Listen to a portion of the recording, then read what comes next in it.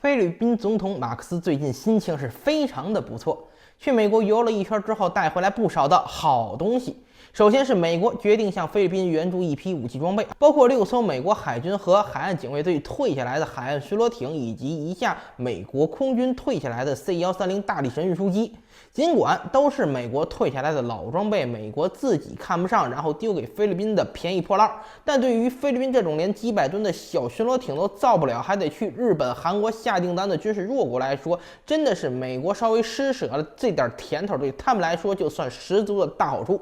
除此之外，马克思此次赴美还收获了其他的好东西啊，包括美国答应提供给菲律宾的30亿美元融资，用于发展经济。此外，还要给菲律宾1亿美元的助学资金，用于帮助菲律宾留学生赴美留学啊。看上去是美国人大发善心，自掏腰包帮菲律宾发展教育事业，但是熟悉美国人画风的就知道，这个无利不起早，3句话不离霸权的美国，要是能这么大发善心的无偿帮助发展中国家，真的就是老母猪上树啊！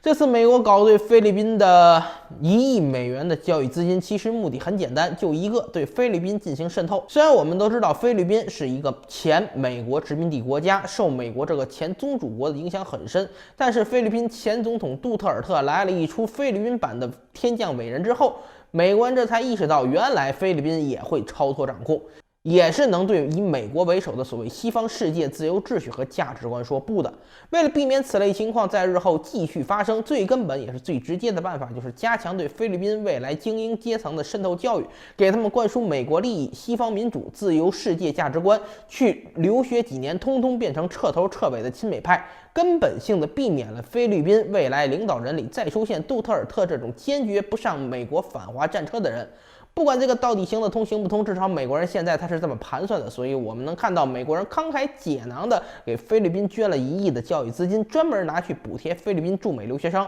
看似把钱给了菲律宾学生花，但实际上还是给美国的未来做投资。趁着马克思亲美这个好不容易等来的节点，美国人自然要把握住机会，抓紧渗透菲律宾。上面提到的教育渗透只是其中一环，美国实际上推进最快的还是各种与菲律宾的军事捆绑。美国海军太平洋舰队司令帕帕罗上将已经就南海问题表态，声称美军准备好在必要时为菲律宾舰船提供保护，并且美菲最新的防务条约中也明确了，如果菲律宾是在强占中国附近的岛礁时遭遇解放军或者中国海警的拦截、驱逐，甚至发生擦枪走火，那么美国有义务履行共同防御条约，替菲律宾出头。严格来说呀，美军到时候会不会真的帮菲律宾出头，那还真不一定。毕竟美国人卖队友诚信那是出了名的。这个南越政府啊，阿富汗前政府，哪一个不是美国人一手扶起来的？名义上的美国盟友，按理说美国都对其有保护义务，那结果呢？历史告诉我们，美军在该撒丫走人的时候，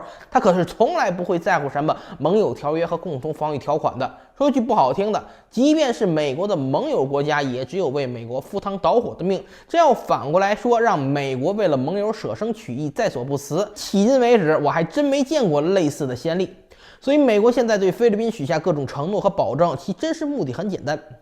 无非就是怂恿菲律宾继续往前冲，继续挑衅中国。不说别的啊，就说这么做，它至少能分散中国的精力，造成态势升级，最终逼迫解放军在菲律宾方向上加强部署。如此一来，在其他方向上的可用之兵也就变少了。美军挑解放军的防御薄弱点下手，武力介入台海时也就会更加轻松。美国人这如意算盘打的真的是啪啪响啊，把菲律宾从现在到未来都安排得明明白白的，也无外乎有人说，这已经不只是绑上美国的反华战车了，这是把菲律宾焊死在了美国的反华战车上了。菲律宾总统马克思这边啊，则是一如既往的重复着他的陈词滥调，强调不会让驻扎在菲律宾的美军主动发起进攻，除非美军只会采取防御。不过要本虎来说的话，什么是防御，什么是进攻，这都是可以被定义的嘛。向来精通文字游戏的美国，那可是没少打着保卫和防御的旗号招摇过市，实则入侵他国，发动战争。